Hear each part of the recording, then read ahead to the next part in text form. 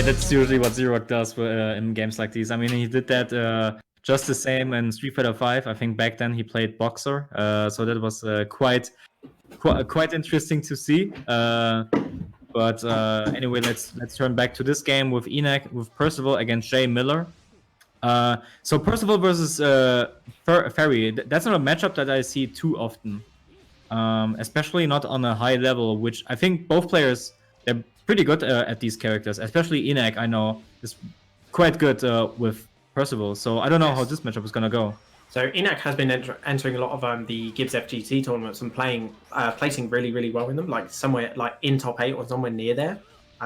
Not too sure about J.Miller. I haven't actually seen J.Miller play yet. But I mean, he's looking quite competent with the Ferry. So I tuned in like I tuned in just a little bit into his stream earlier because he was prepping earlier.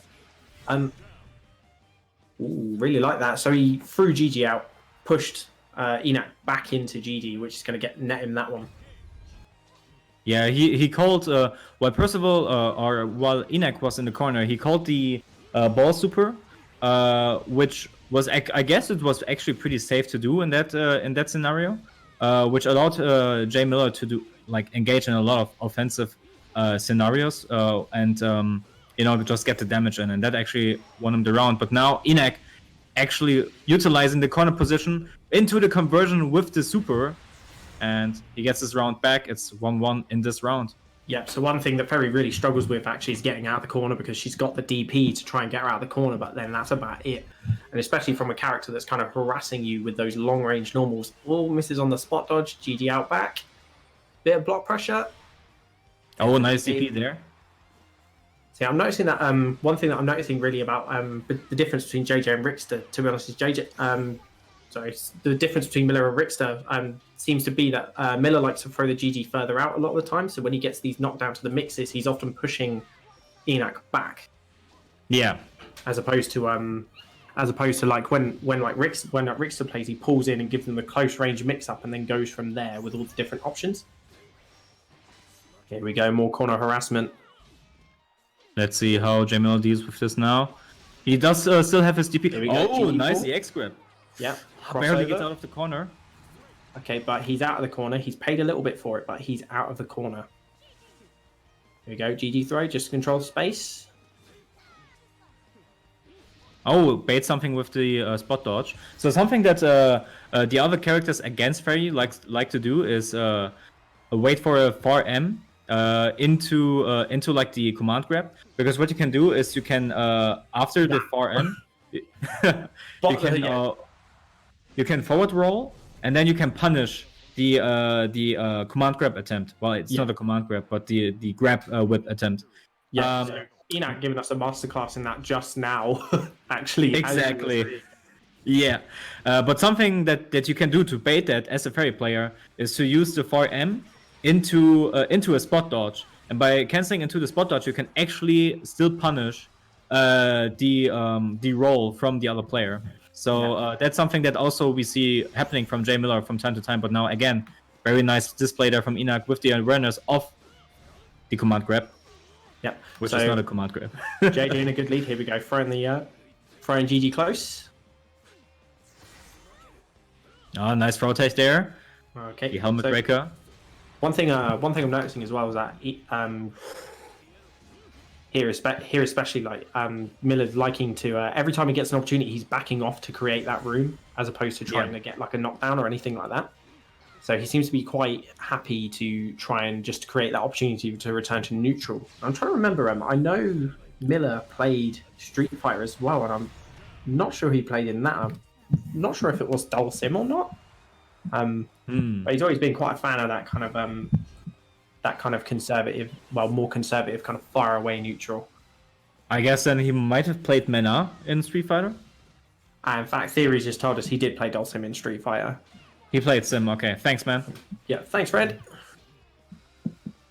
So you can see like kind of where the core of his gameplays come from is that like kind of influence. Yeah, with that we definitely see while he maintained his corner position against Inahk, but now Inahk successfully gets out of the corner and now maintains his own corner pressure. Doesn't convert from the command grab. Ooh, that EXCP unfortunately whiffed, and now that's not a good look for J.Miller because he has to look without his EXP.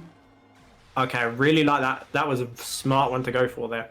Going for the jumping instant overhead there, just to get him out of the corner, push Inahk into the corner, get the super on him, and that's going to seal out that round. So. Oh, nice anti-air bait there. Yeah, that's something that a lot of Percival players have. I think they focused on is using the helmet breaker to bait anti-air attempts. Again, in some matchups, it's not super easy to do, but I think against Fairy, it's very elemental to like condition your opponent into this anti-airing situation. Yeah, it's always good to, especially against Fairy, to understand where her air range is, especially when she hasn't got the DP on deck. Because the DP is quite big, but her anti-air options outside of that aren't that good in comparison to the rest of the kit. So understanding kind of where her weakness lies in that air stuff is in her anti-airing is kind of key, especially when you can delay yourself with stuff like Helmbreaker. Yeah. Here we go, DP charging a stock. I will trade with the auto combo from both players. Miller gonna get out of the corner? Yeah, there we go. Back to center stage. And back in the corner again. I think this is going to be a lot of what we're going to be seeing for this matchup. Is Inahk going to be putting Miller into the corner, trying to keep him there as long as he possibly can, because that's where Miller is really struggling to shake his pressure. Here we go. And now into the GG. Actually, Inahk had a lot of time to jump out, jump back, but because of the corner situation and the screen spacing, he had to make a conscious decision if he was going to back up or if he was just going to block the GG and deal with the pressure. And now they're both back into the mid screen. Yeah, see, he looks like a lot of the time he's quite happy to just kind of deal with GG as he comes. So he's quite happy to sit there and block GG if he's got to, rather than like try and jump out or anything like that and open himself up to getting hit by Miller. Because if you get hit, there's often what a Fairy player is looking for is some way of hitting you to extend their combo with GG and then go into something else. Ooh, super. Ooh, nice stuff there from Inahk, and barely kills. One of the few supers that actually doesn't do a lot of damage, but in this case it was still enough to kill, and I think that's gonna hurt for J.Miller to see like one of his stray whip grab attempts to just get stuffed out by a super, and that's something that's very good for Inahk to like establish that the super is always like a danger for him. Yeah, so especially at that range, like the burst range on that super is really, really good, and the fact that you can charge it as well. So actually, last week I got put in the corner against that super, and Zero charged it and killed me with it because I tried to jump out of it. So it creates, once you start charging it, it creates a lot of threat. Yeah. Oh, overhead strike. Okay, I like that. Didn't go straight away into a setup after the overhead strike. Go GG on the floor.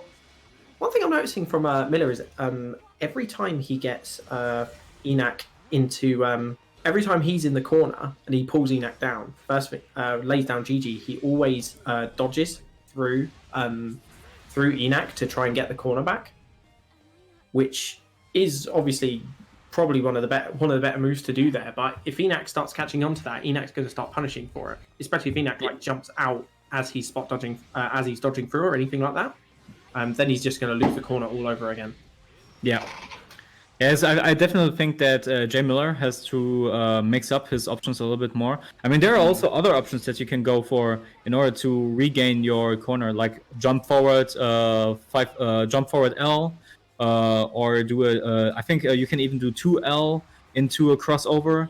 So there are definitely a lot more options that J.Miller hasn't really utilized yet, which allows Inahk to consistently block the mix-up at this point for sure. And now, with that being said, Inahk establishing his own pressure with the fireballs, still has 2 tokens left. So I think this is a really tough spot for J.Miller with a Fairy. I mean, what's I mean, I was going to ask what is Fairy supposed to do, and he showed us with his super that she can do it. Yeah, but now he's not got a super, and he's got to shave off the rest of his life against Percival with almost everything on the table. I mean, he's only got to get the one hit now. Ooh. He needs to stop Inahk from getting in it. There we go. That could have gone a lot worse, I think. Yeah, that could have been a game over for Miller there. But round 3.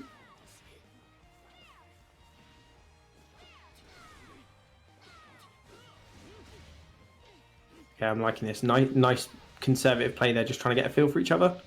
I do like the fact that Inahk is using a lot of these overhead strikes to try and assert pressure. Though Miller could really do with starting to DP them, because it is quite a reactable button if you're not too scared.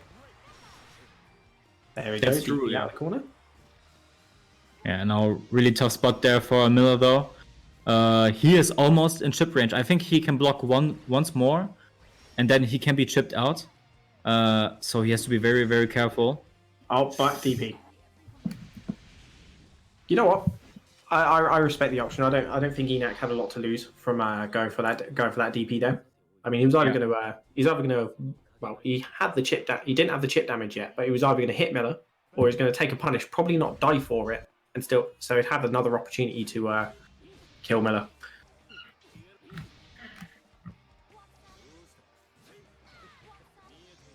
Okay, so I haven't been keeping track. What's the score so far? Is it 2 or 3? I think it's 3-1. Okay. Okay, here we go. Houndbreaker. And yeah, this time blocked from Miller, but still gets opened up. And now gets opened up by the command grab either. Almost a nice conversion. Unfortunately dropped after the second hit. Miller getting out of the corner. Nice anti-air. And to the GG in order to establish a little bit more space. Yeah, just establishing, like you said, a lot more stage presence there. You can see Inahk just backing off, not wanting anything to do with it. Yeah, but now still, again, very difficult position there for Miller. Inahk having 3 token and having the very ideal corner position. Oh, universal overhead in the corner. That was a different, a very interesting decision there. Well, at the very least, he's not getting...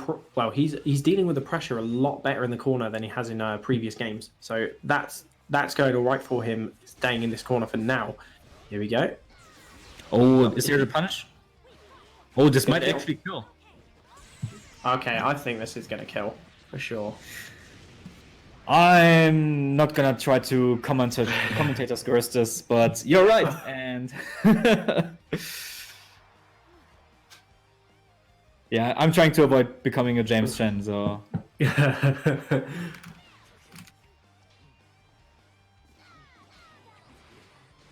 Okay, so I'm liking this from Miller. He's been a lot more assertive now, which I think he really needs to be to stop Percival getting him into the corner and just running his usual offense. Yeah, I think so too. Being very conservative, again, Percival, good idea, because of course Percival has a lot of range, but he also has to commit to a lot of stuff.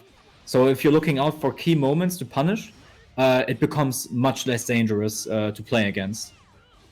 Yeah, so a lot of his moves are like quite I guess if you spot dodge him, like he's often relying on like the block pressure there, for example, the medium or the heavy into fireball, like he's relying on hitting you on block or hitting you with the medium or heavy. So if you spot dodge them, it leaves you quite a lot of time to get the punish in. Yeah.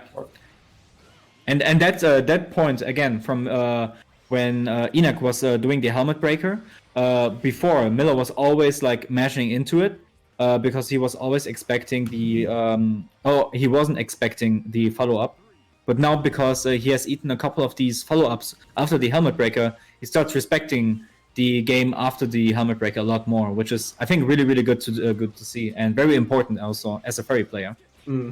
I mean, the other thing he could be doing as well is perhaps if he's seeing these jump-ins for these helm breakers, is trying to punish them directly with his DP, which we haven't seen him do at all yet.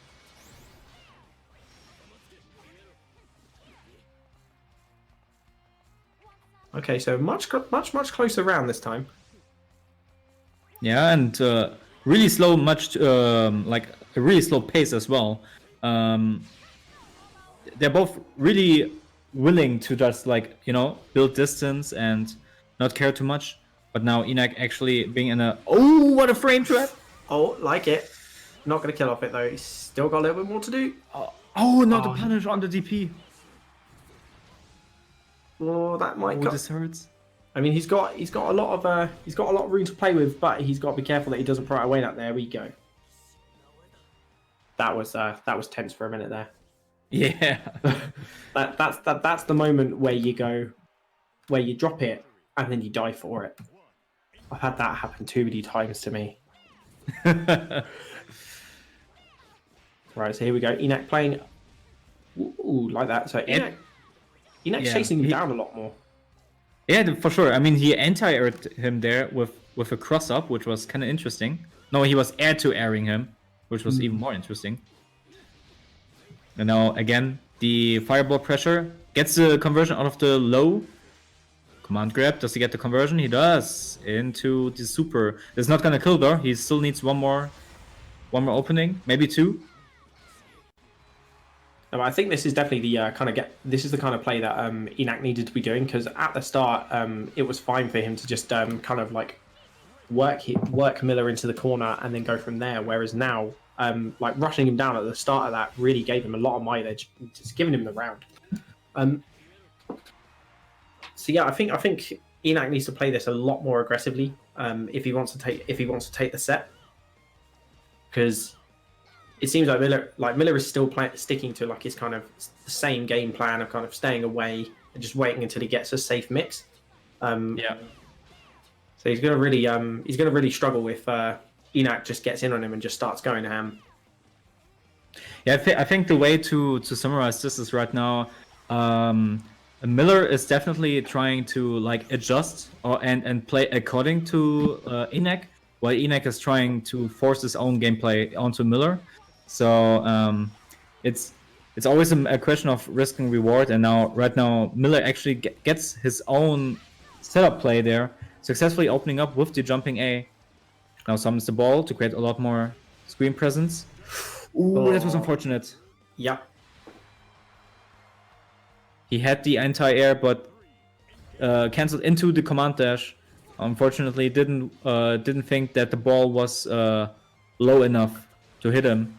And now, yeah, it can be very, very ambiguous. It can really catch you out because you could try and punish Ferry like you saw there. You could try and punish Ferry because she's coming in, but yeah, the ball's like right behind her. So as soon as you get the punish, you just die for it. There he goes, establishing pressure with GG. I like it. Gotten out of the corner.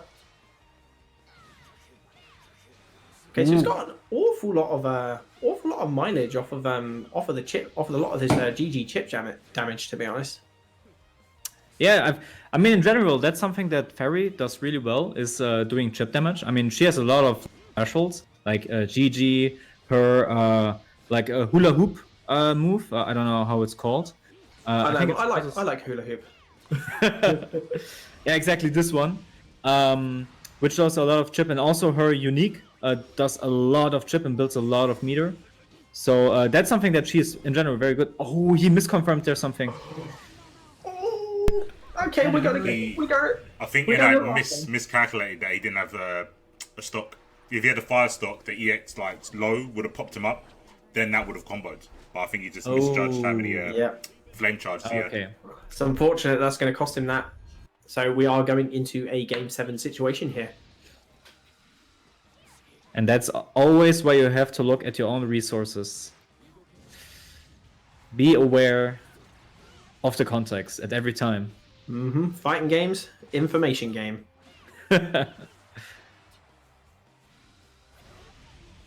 Oh, DP. Yeah, nice DP there. But now Inahk on no stocks. Oh, nice hit there from Miller. Oh, he's stuffed out GG before he got down. A little bit too far away. Oh. Well, just a cheeky little punch there. Down you go. Come on. It's not a taunt at all. It's not at all. It's like a little like backhand swap, basically. Just get away, get away. Yeah, it's a front hand, backhand, I guess. Okay, here we go. GG mix. Blocks the low. I think Inahk at this point has always gone for the low, which also explains why Miller has always opened him up when he went for the high option. That's. I think if Miller wants to get more out of his GG conversions, he needs to start going for that a little bit more, because Inahk is quite happy to just block low, because the rate at which he's getting correctly just by blocking low is is really, really high. Oh, DP. Yo! Oh my god. What? The Actually, what? That was sick. You know what? J.Miller. Yo, Inahk is on tilt. Inahk is on tilt. You could see. He did the super out of desperation. Inahk is not happy. Yo, guys, please clip that. Please clip that. Someone clip it for us. Ooh. And Miller staying in the game. Okay, now we're on the last round. That was oh dear. Right, last round. Here we go. Yo, I don't know how to describe that, man. No, that was like some extremely fortunate screenplay and a very clever DP. If that was intentional, I'm going to go down to J.Miller's house and shake his hand once the quarantine period's over, just to clarify. Oh, counter overhead. This is not pretty. But this is not going to kill yet. No, but this is a very, very bad position for Miller. Absolutely, yeah. He cannot afford any trades anymore. Doesn't even trade. Just gets counter hit by Inahk, and Inahk, I think, takes this 4-3. Yeah. So there, it's good that Inahk regained his composure, because that could have been an absolute disaster from that point. And I know a lot of players who would have just run straight on tilt from that point onwards. Absolutely, yeah. And running on tilt against Ferry is probably not the best thing you want to be doing, because you can't just you can't get around a RPS just by getting angry. Right, so we've had a little bit of a change of plan. Dobbs can't play anymore. He had to go. So I'm gonna see if the last remaining 3 players don't mind playing a longer set, just to like compensate for the lack of matches we're gonna go through. Okay, so what are we talking? First to 5? 5 or 6. I'll see what the players say. Yeah, fair. I'll see if they want to do first to 6, because there's only going to be 2 more other matches after this. It's Yves versus the 2 other players. So let me see if they're down to do a first to 6. Yeah, sure. I didn't want to do it in the middle of the match and the 2, like obviously Miller and Inahk not know. Yeah. That's fair. I mean, that could have been quite a that set especially was quite a long one anyway. So running that to a first to 6, I'm not sure either of them would have been pleased with the outcome of that. Yeah, that might have been a Dragon Ball Fighter Z like a grand final at Evo or something like that. Yeah, we don't want that. We don't want that.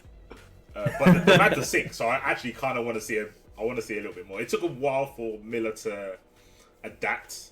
I don't think he's played a Percival at this level.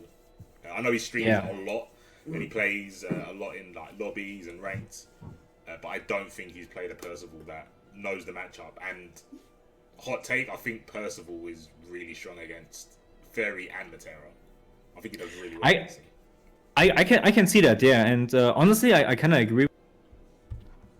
Well, I mean, to be honest, it looked like Miller it looked like Miller knew how to play Fairy, but he didn't know how to play against Percival. Like there were a lot of situations where it was kind of like there were scramble situations where when you see other players who have played much more frequently against each other, it plays a lot more smoothly. And in this match, you definitely had like I wouldn't say like it's not bad play. It's just okay. You could see they have to adjust to each other first. So it's a very interesting experience for both players.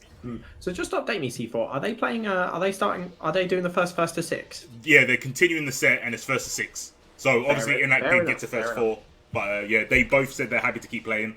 I guess at this point, the pride's gone, and they just both want to just play the game, right? They just want to get matches. Yeah, that's fair enough. I mean, these have been quite good matches to watch. Miller, yeah, like you said, has taken a while to adjust to play the Percival matchup, but I mean, Miller's no stranger to playing fighting games and playing in tournaments and stuff like that. So it's not a surprise that he's not a stranger to having to learn matchups as he goes along. Oh, what a cross-up. I mean, usually, like, that's one of her weaknesses, is that she doesn't really have a cross-up, or that good of a cross-up. But I was kind of surprised to see there, like, her jump hitting at the back of Percival. And now Miller back into the corner. Couldn't punish that overhead smash, unfortunately. Okay, I'm liking this. Miller out of the corner. Sorry. Now we are in chip territory. Very, very tense. There it is. Yeah. Yeah, very tough situation there for Ferry. I think that's probably the best case situation for a Percival player against Ferry. Is if you're still like a little bit above, at least a little bit above SSBA range on your own health, and you got the Ferry player like literally on chip, then it becomes much more pleasant to play as Percival, like in this matchup, I think. Right, Ken, do you remember whether it was 4-2 or 4-3? I think it was 4-3. Yeah, I remember saying at the time it's a Game 7 situation. C4, do you know that? Do you know what the score is? I thought it was 4-2, but we'll go with 4-3 and hope it doesn't. Yeah, I'm pretty sure it was 4-3 because I remember saying that it was in a Game 7, that we were in a Game 7 situation. Cool. Okay, then cool. We'll go with 4-3 and hope that it doesn't come down to last game. Yeah. The comments say it was 4-2, I guess. Oh. Well, I guess they're more correct. So let's just put it as 4-2 for now. Yeah, okay, right. And now the XCP whiff from Inahk at that point, but again, Chip is in the range of availabilities here for Inahk. So Miller has to be very careful in what he wants to put out. Ooh, universal overhead. There it is. And the XCP, and now we have a 5-2. Yeah, thanks, Chad. Thanks for clarifying the score for us.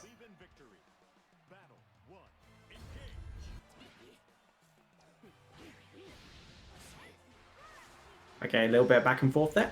Oh, DB. Okay.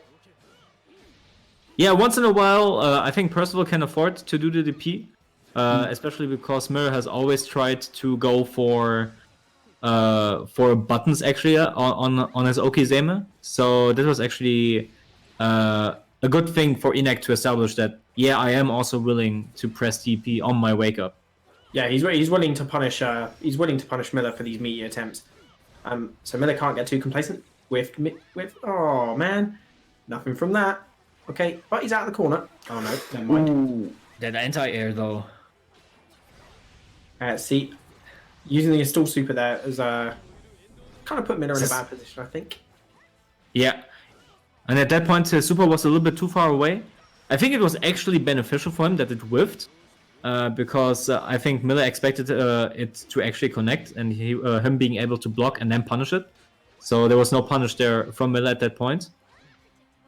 Mm-hmm. These rounds are running really close now. Okay, got GG on the field. And again. The EX5 flame. Yeah, now Inahk has to back off. Yep. Oh, the conversion. That's it. That's the thing with that, is it creates a lot of like strange situations where you can just you can convert off of straight hits just by having it out, just by having it there. And then it's a matter of improvisation. Anti-air into imagination. I would say. Anti-airing into imagination. That's a nice way to put it. Yeah, but I think the AWP is especially useful, like in that kind of scenario where the opponent is closer to the corner, because especially as Percival, he is so slow that he has difficulties navigating around Deep Orb. So it's a very useful situation there for J.Miller while being himself in the corner. So now he has to be very careful. Okay, Inahk laying down the pressure. Okay, I'm quite interested to see that Inahk actually let Miller out of the corner. I mean, he got quite a bit of damage off of it. Yeah. At the expense of the corner pressure. Okay, so Miller settling for more chip damage. Yeah, interesting Oki there again by Miller. Inahk has been DPing a couple of the Oki Zemis now, but Miller is still being very happy to like go through with his Oki. And this time Inahk blocked it and still won the round in his favor. Again, the cross-up in the air-to-air, air-to-air. And already we're in the corner. We're 10 seconds in the corner. And Half-Life is already gone.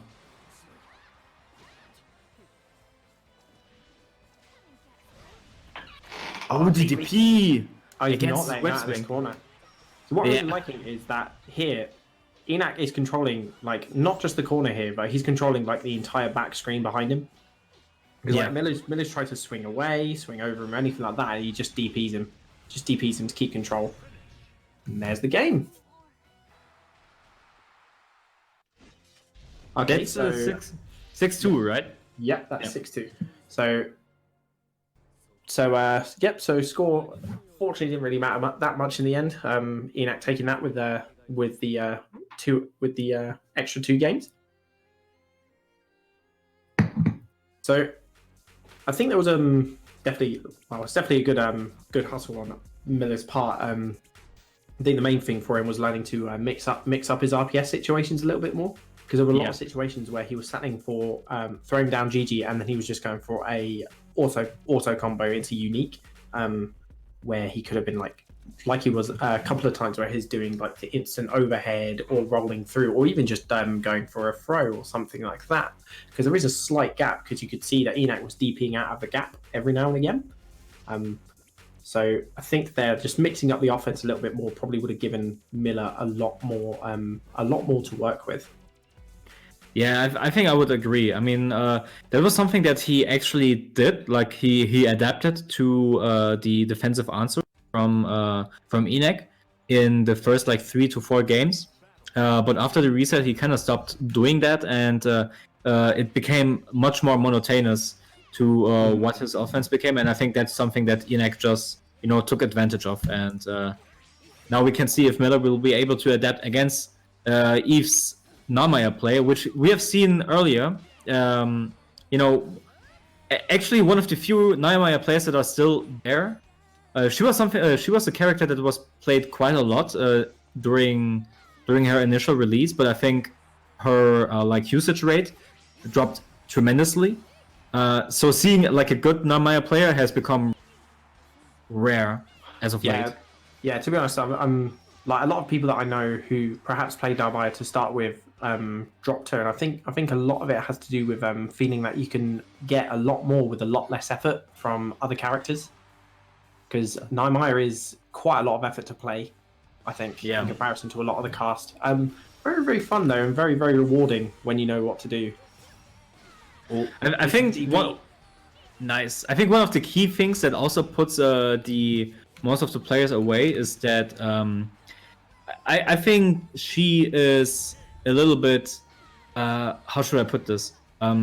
It's not obvious how you should play her. Like you would think like, okay, she has Mistfinder, she has the slashes, she has the command dash, so she should be played like Johnny, right? Like a very neutral controlled character. But actually, I think she is like a much more in and out kind of play, where once you get in, you want to maximize the damage and then not worry too much about getting out again. And the damage output is displayed right here by Evil Yves with the amazing corner carry display and corner combo as well. Yeah, that's the one place where Narmaya really shines, is these places where she can use a lot of these a lot of heavy to EXs, like in the corner where she can get the long combos. Auto combos especially are quite detrimental, I think, to Narmaya's damage, because she's got such long corner combos to get the damage out. Yeah. Ooh, Nice the XCP there. Miller's really in control of this round. But now he can jump a lot more because one of the weaknesses of Fairy is as soon as she used up her DP, it's really a lot more difficult for her to control jumping opponents. Yes, like we were properly. saying earlier, she's got quite a weak anti-air game. Ooh, this is going to be bad. There we go. So that's a problem with that super. Just so punishable on block. Just so punishable. Yeah, it's not something that you should utilize as a wish confirm. No. I mean, to be honest, both of Narmaya's supers are quite like that. They're good, but they're really, really unsafe. Yeah, that's true. But the good thing about at least SBA is that it's quite flexible in order, like in the way of how you can use it. You can use it as a very effective anti-air.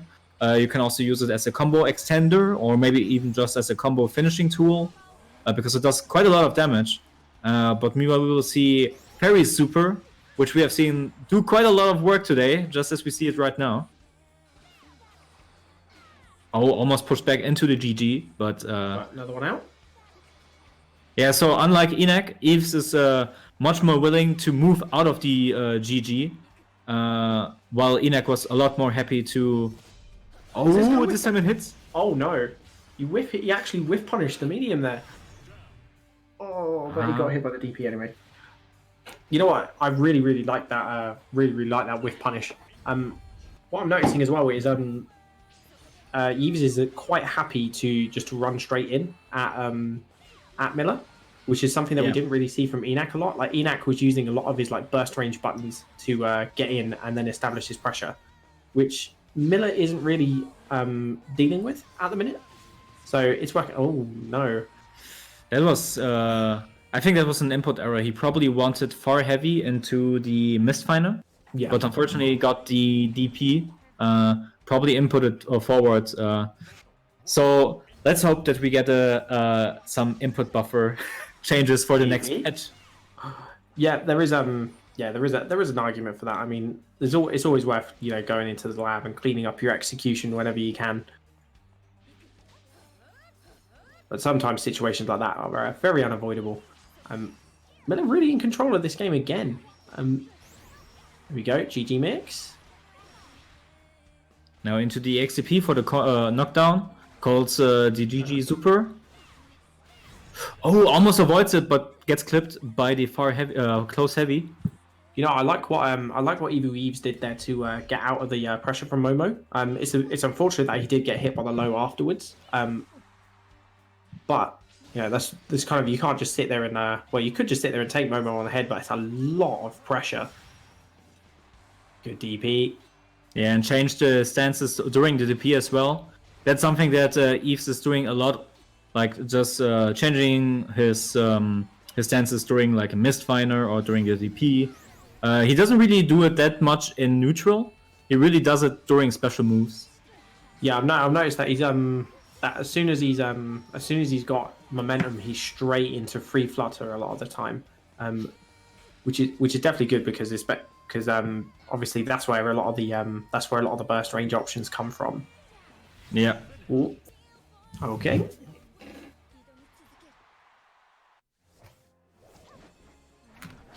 I think at this point, one of the things that hurts Yves a lot is he is jumping a lot. Like he is really jumping a lot, and most of the time, Miller is like using the right answers to these jumps. Like even here, even if Yves didn't really catch like a hit, he had to block the follow-up, which is not something that you want to be what you want to do against a fairy in mid screen.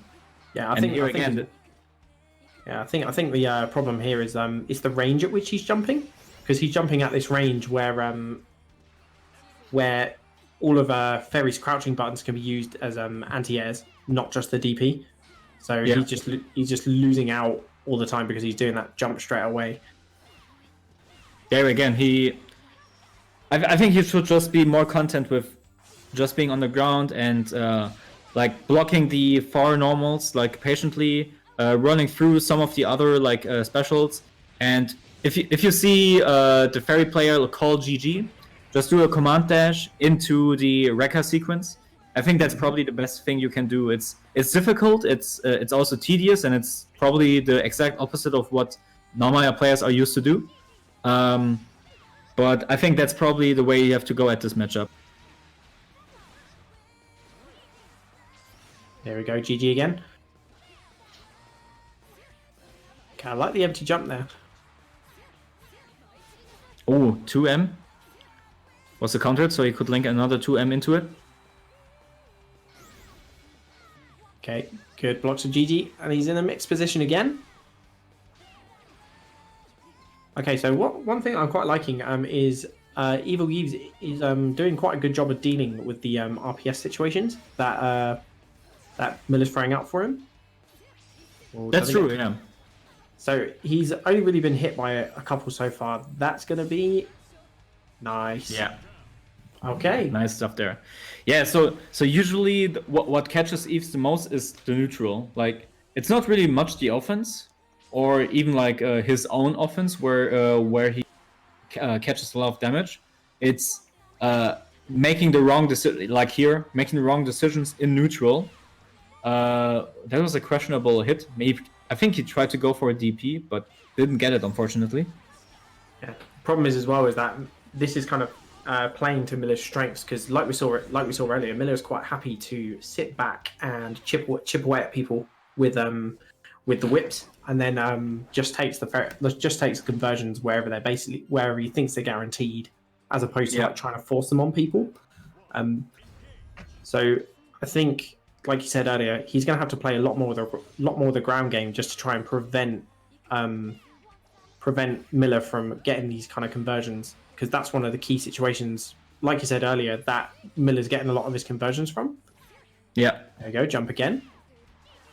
So there was again a situation where we blocked a far medium, and Miller also canceled it into the grab whip, but Yves jumped instead of rolling forward, which made him basically lose out on a lot of damage and a really good corner carry, because the combo that you get off from the jump from that situation is not really that great compared to what you can get from a roll forward. But now we see Evil Yves my damage with a lot more damage, exactly, and with a strong pressure situation, but J.Miller still gets the scramble situation to his favor. Yeah, so he just found the one gap that he needed there and exploited it, and then took the rest of it. Ooh, nice clash there. There we go.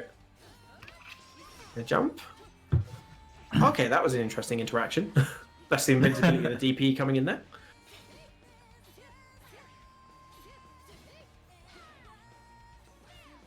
So I'm liking his Evil Yves corner pressure here.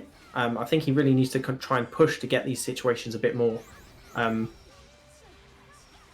we go, GG mix. Yeah, barely got his GG back. GG was still out there while he was doing his command grab, but disappeared soon enough in order for him to do the EX version of it.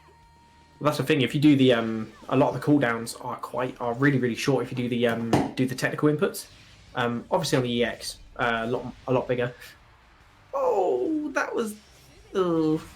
DDP.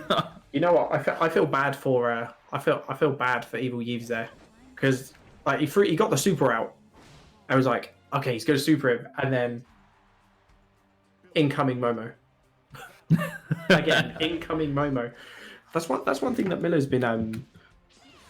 I don't know whether it's just strange talent or whether it's just like sheer dumb luck, but like he's getting all these really like good Momo placements every time. Like he gets in trouble and then he's got Momo out, so Momo just comes and saves him.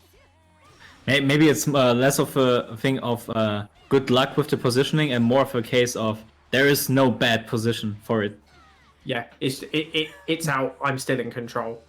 Come do what you want. I'm gonna win anyway. Okay. Yeah, he's now having a lot more trouble now. I think Miller at this point, he's adapted to what Yves wants to do, and doesn't really engage in too many like scramble situations and just punishes Yves for the same situations over and over. So yeah, he's really standing at the like I was saying earlier. He's just standing at that kind of max range for the medium and the heavy standings, and just kind of letting it rip every time Yves so much as moves. And to be honest, that's all he's really got to do at this point until Yves can show that he can get in against Miller. Like, it's all Miller's got to do is just keep chipping away at his health. Okay, knocks him down with a low. And again. Yep. Baited the DP. Okay, no. Here we go, Momo. And that's it. Oh, almost. No, it's not. I cursed it. That was a very, backdash. very risky jump. I think that was actually a backdash. I think he tried to do a DP and probably went back one too many times. Can he block this? Like it. No. But no animation. Oh, risky unique there. Ah, there it is. 6-0. Yeah. So that was unfortunate at the end.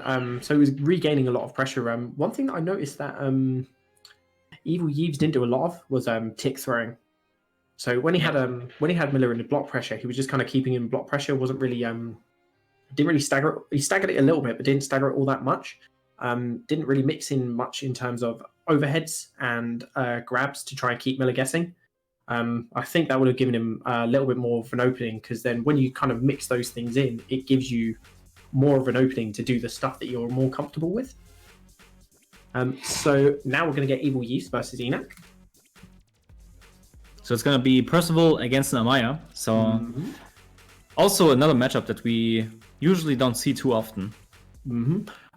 So this is going to be, I think, I wonder how much of this, I wonder if Inahk's been taking notes on the last set, because Inahk could play almost similarly to how J.Miller did and just kind of keep him out with these far medium and heavies. Because it looks like, especially from the last game, we saw that Evil Yves struggled to deal with that a little bit. That's true, but one thing that Yves has in this matchup, he can cut through the fireballs, so he can play a little bit more reactively. He can react to more cancels from Inahk. So he just has to be careful for offense situations and be a little bit more liberate in the neutral, I would say. I think as well he needs to be really, really careful of because here Percival does have some good anti-air options. He does need to really be careful of his jump-ins. Yeah, so we are playing on the PC version, so we also have to remember this is still the unpatched version of the of Percival. So of course his 2H got buffed. So from next week on, we will see that buffed 2H and be a lot more dangerous even. Yeah, we're going to be even more scared. I mean, if you got on PS4 at the minute anyway, it's just Saurus and Vegeta land anyway. So good luck trying to find a Percival to get scared of that 2H from, to be honest. That is true. And I'm part of the problem. I'm also playing Zorid, so... Camp Vegeta. Right, okay, so... Oh, nice roll. Okay, so we're in the corner.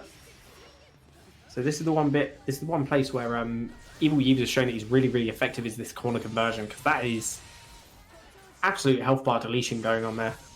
Boom. Absolutely. So there's actually two this combo, and depending on what you're trying to achieve, it's actually quite important. So there's this air special, right, that you have to do in the combo. And the air combo, I mean, while Yves got deleted, I'm gonna explain this. You can do the Tiger Knee, and you either do it as an easy input, or you do it with the traditional input. With the traditional input, it's really difficult, but it allows you to gain the skill much sooner than you would have it with the easy input. But the easy input makes the combo much more consistent. So one of the drawbacks of this combo, per definition, is that you're giving up on your specials for a very, very long time, which I think, especially with Namaya, hurts a lot. And we saw that was one of the reasons why Yves didn't really have a lot of kill opportunities because there was no combo for her to kill with. Here we go. Yeah, so I know one thing you can do as well. Yeah, you can, like Jules is saying in the chat, you can, with the Tiger Knee input, you can loop the cooldowns, so you can keep the combo going if you get it again. One thing you can do as well, is you can do off the free flutter, I can't remember what it's called, the free flutter wrecker. You can do a jumping light into the Tiger Knee, which obviously is going to make your damage suffer a little bit, but can be a little bit of an easier way to get it if you're not that good at getting the instant one. That's the way I do it, and it's not optimal by any sense of the word, but I get it, so you know what, I'll go with it. But yeah, Yves, I think he prefers to go for the stylish conversion, so... I mean, he's shown that he can do it, so, you know, why not? You know, he's doing a really good job of, as soon as he gets this corner conversion, you know that he's got that health bar deletion on deck. Here we go again. This is not going to give you the animation, though, I think. Yeah. Nope, but so all that damage. Oh, but it's not going to be much to be left for if he's dead himself through the SSBA, sorry. Mm-hmm. Probably shouldn't have DP'd there. That's the thing, especially when you got a life lead, is taking a risk like that, especially under 30% health, can be can be the difference between life and death. Absolutely, yeah. Okay, misfire. Oh, nice interrupt there. That was the far medium, right? Mm-hmm. One thing I was really enjoying there is he's keeping. He's not. Excuse me. He's not that afraid to challenge Percival's approaches, which is good because he's keeping Percival in check at these shorter ranges, not letting him run him over with like we saw in when Inahk played Miller. He's quite happy to do the far medium fireball stuff. Yeah, but he's kind of keeping Inahk in check there, and I think it's working out quite well for him because he's getting more of these corner situations, which is like we said, where his damage really shines. Here we go again, and this time it's gonna kill. Nice stuff there from Yves. That's gonna be game.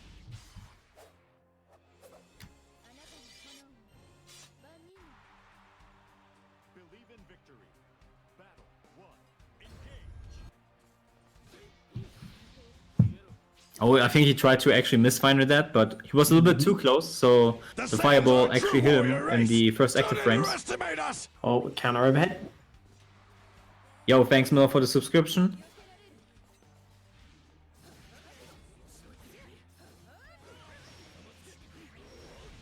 Oh, nice conversion there.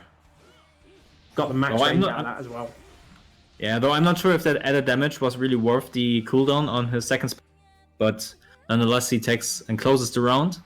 Yeah, didn't really seem to have mattered because fireball pressure coming in there. Need to see so he's been doing a good job checking it. So he just needs to make sure he keeps doing that. Oh, no anti-air there, but the interrupt with the DP. Side swap.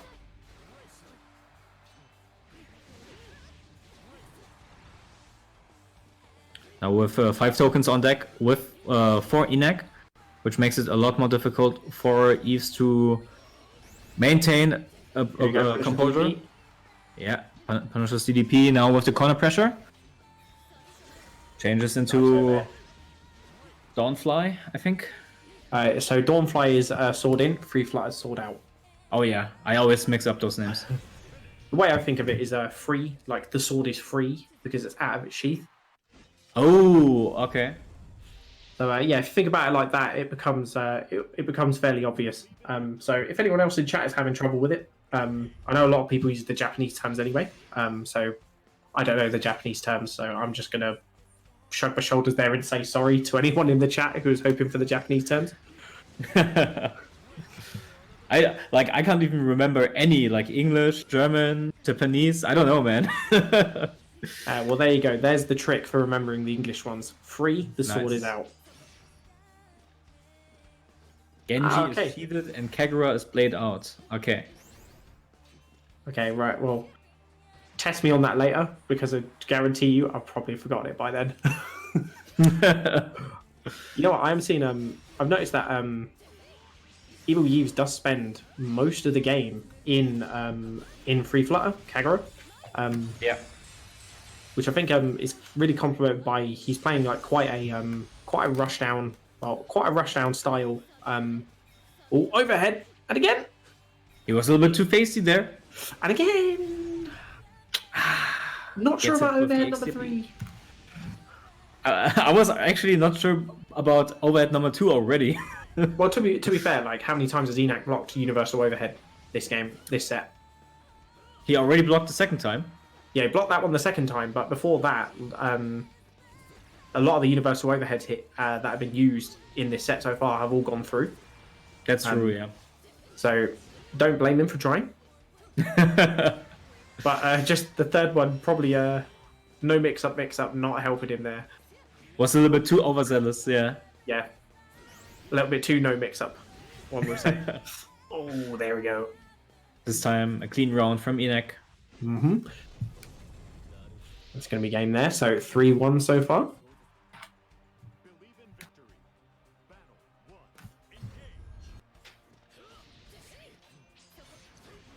Yeah, again, doesn't really get a really good punish from his jump in there.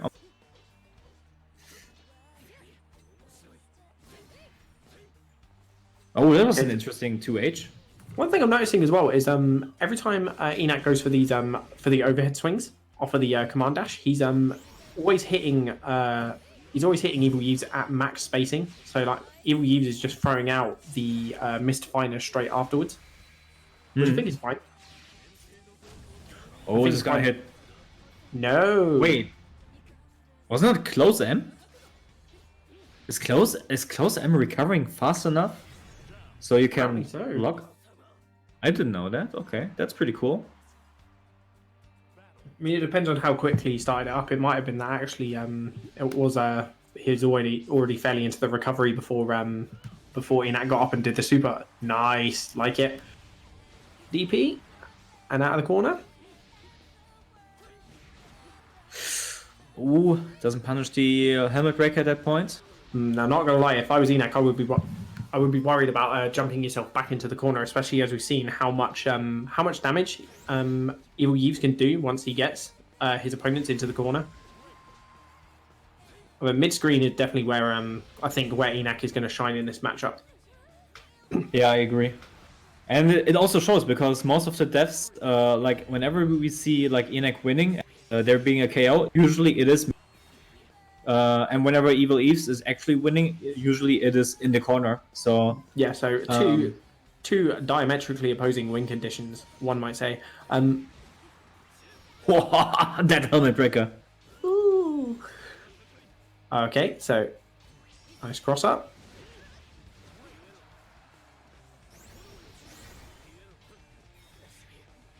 Wasn't able to calling out the universal overhead. Yeah, with a 2M, I believe, right? Mm-hmm. And to the far heavy. You know, I'm really liking the fact that Evil uses landing a lot of these far heavies, because tell you what, I never ever land far heavies with Namaya, especially in free flutter. I just miss. I'm like, oh yeah, it goes further than I think it does. It does. Okay, it's a little bit like it's a really good move, but it's also one of the moves that takes a lot of courage to use, because if you use it too much, it will blow you up, and you can also easily misgauge the spacing, where it's actually very effective. And I think that's one of the good things about Yves right now is he's displaying a good awareness of where the far heavy is actually very useful. Yeah, and that's the thing is, because he's knowing where that far heavy is, he's landing them quite a lot and getting all these conversions off him. Yeah. Okay, yeah. Took his turn back after the guard crush. Okay.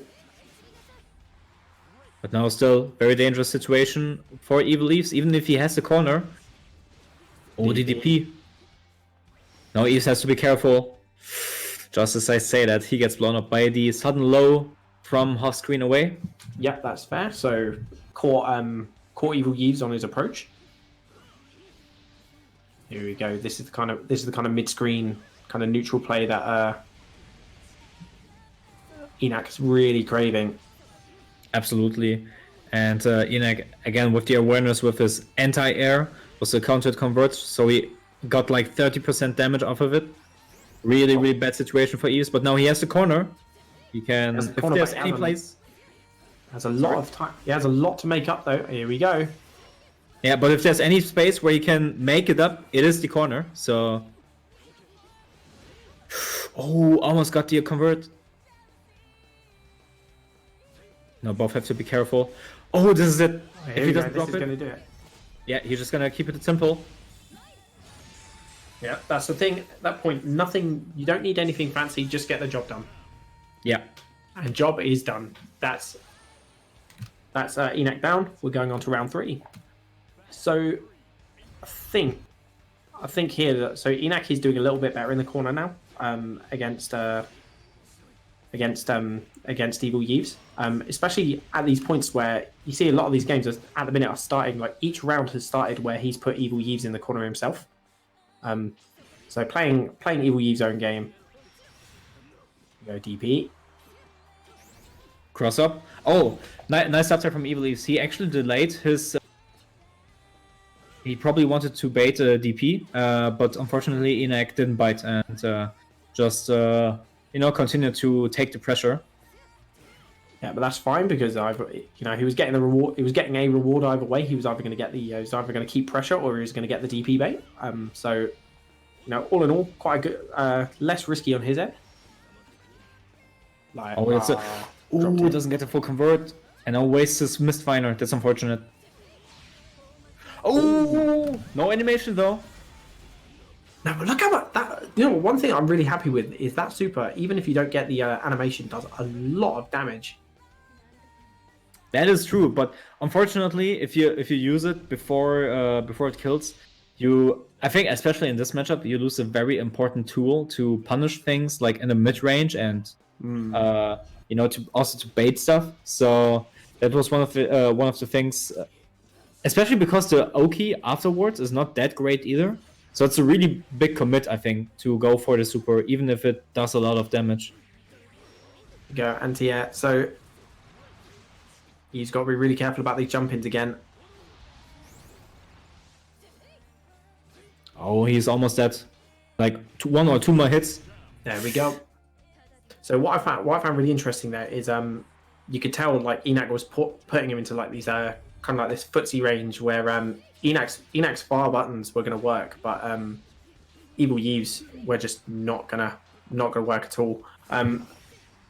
So you saw like he would knock Evil Yves down, and then he would walk back just to make sure that he was going to catch any button that was going to be thrown out, and then walk back in slowly.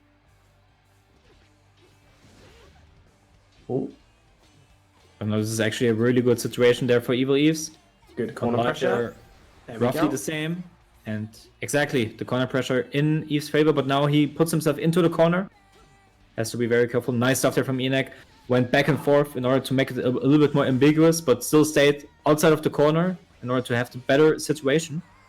Love the corner escape there actually from Evil Yves, but this is going to be it. 6-1 for Inahk. So in terms of control in those games, I think the main problem for Evil Yves was